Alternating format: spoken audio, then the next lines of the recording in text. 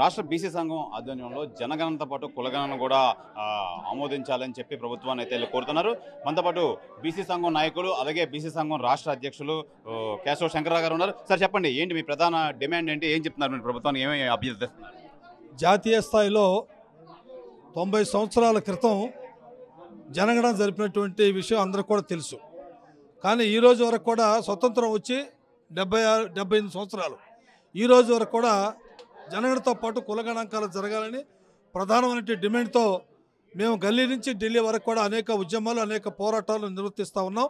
ఇటు ప్రజా సంఘాలు కానీ, బీసీ సంక్షేమ సంఘం కానీ, అటు రాజకీయ పార్టీలు కూడా అందరూ కూడా ఈ యొక్క కార్యక్రమం మీద ఉద్యమిస్తూ ఉన్నటువంటి విషయం మీ అందరూ కూడా తెలియజేస్తూ ఉన్నాం. ధమాకా ప్రకారం బీసీలు ఎంతమంది ఉన్నారో అన్ని నియోజకవర్గాల్లో కూడా మా ధమాకా ప్రకారం బీసీలు అవనివ్వండి, ఎస్టీలు అవనివ్వండి, ఈక్వల్ రిజర్వేషన్ ప్రకారం మాకు వచ్చే ధమాకా ప్రకారం ఇవ్వకపోతే పోరాటం కంటిన్యూ కొనసాగుతుందండి. మా కేసీఎన్ శంకర్రావు గారు స్టేట్ అధ్యక్షులు ఆయన ఆధ్వర్యంలో కంటిన్యూ అవుతుందండి. ఏదో కులగణన చేస్తాం, ఏదో కంటి తుడుపు మాట్లాడితే అవదండి. ఇది కంటిన్యూషన్గా కులగణన ఎలాగే చేపట్టారో దాన్ని కంటిన్యూషన్ చేయాలండి. ధమాకా ప్రకారం సీట్లు ఇవ్వాల్సిందేనండి. అలాగే కానీ అలాగే ఇప్పుడు ప్రస్తుతం నడుస్తున్నట్టు నడిపిస్తే అవదండి. ఎట్టి పరిస్థితులు ఎక్కడ చూసినా ఓసీలో ఉన్నారు తప్ప మమ్మల్ని తొక్కడం తప్ప ఓట్ బ్యాంక్ కింద వాడుకుంటున్నారండి. బీసీలు కేవలం ఓట్ బ్యాంక్ రాజకీయంగా వాడుకుంటున్నారు. ఏ గవర్నమెంట్ వచ్చినా వాళ్ళు ఏంటంటే ఏదో మాయ మాటలు చెప్పి అది చెప్పి ఇది చెప్పి వీళ్ళకి చేస్తాం అది చేస్తాం అంటారు. చేసేది ఏమీ లేదు. తీరా అన్ని పదవులన్నీ మళ్ళీ సేమ్ ఈక్వల్గా నడుస్తుందండి. ఇక్కడికి వచ్చేసరికి కిందే ఉంటున్నామండి. బీసీలు అణగదొక్కే ప్రయత్నం చేస్తున్నారు. సో ఇప్పుడు కూటమి వచ్చి 1 year అవుతుంది. ఈ కూటమి పాలనలో ఏమైనా మార్పులు రావచ్చు. మేమంతా కుల సంఘాలు అవనివ్వండి, బీసీ సంఘాలు అవనివ్వండి, అన్నీ కలిపి కేసీఎన్ శంకర్రావు గారి ఆధ్వర్యంలో మేము గవర్నమెంట్ టీడీపీకి కానివ్వండి, బీజేపీకి కానీ, జనసేనకి మద్దతు ఇచ్చి మేము గెలిపించడం జరిగిందండి. అన్ని స్టేట్లలో ఉన్న కుల సంఘాలన్నీ రాత్రిపూలు కష్టపడి కేసీఎన్ శంకర్రావు ఆధ్వర్యంలో భారీ మెజార్టీ ఈ రోజు వచ్చిందంటే కారణం బీసీ సంఘాలేనండి. బీసీ సంఘాలు అందులో ముఖ్య పాత్రగా పోషించడం మా పెద్దలు కేసీఎన్ శంకర్రావు ఆధ్వర్యంలో జరిగిందండి. కుల జనగణనలో తప్పనిసరిగా చేయాలి అని చెప్పి మరి గత అనేక సంవత్సరాలుగా ఢిల్లీ నుంచి గల్లీ దాకా పోరాటాలు చేస్తూ ఉంది. ఇప్పుడు గజెట్లో చేస్తామని చెప్పారు. ఎందుకైతే మరి అంత టైం తీసుకుంటున్నారో తెలియదు. 2027 నుంచి మొదలని చెప్తా ఉన్నారు.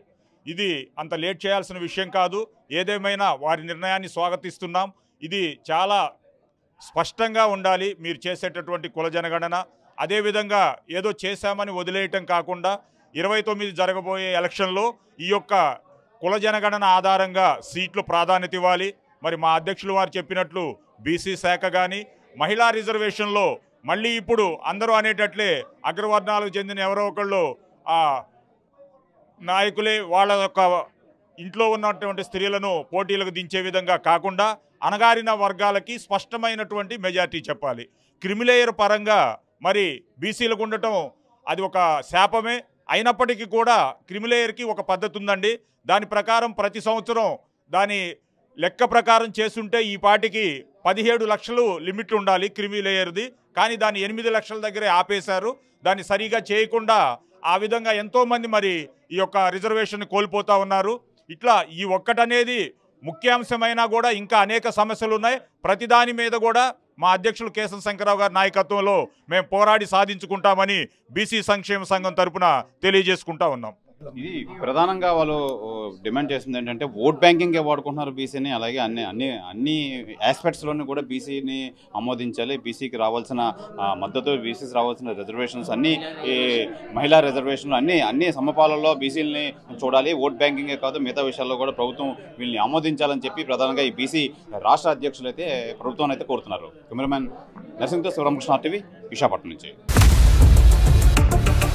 ఇండియా పాకిస్తాన్ తాజా అప్డేట్స్ కోసం డౌన్లోడ్ చేసుకోండి RTV లైవ్ యాప్.